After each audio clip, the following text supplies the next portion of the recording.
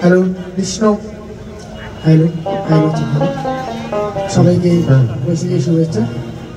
যদিও অনেক দিন হয়ে গেছে, তারপর বৈশাখী মাস, সবাই বৈশাখী শুভেচ্ছা সবাইকে ভালোবাসা রইল আনন্দস্থল থেকে। আসলে আমি তো শিল্পী না, এটা সত্য, তারপরেও চেষ্টা করবো কিছুটা কথা বলার জন্য।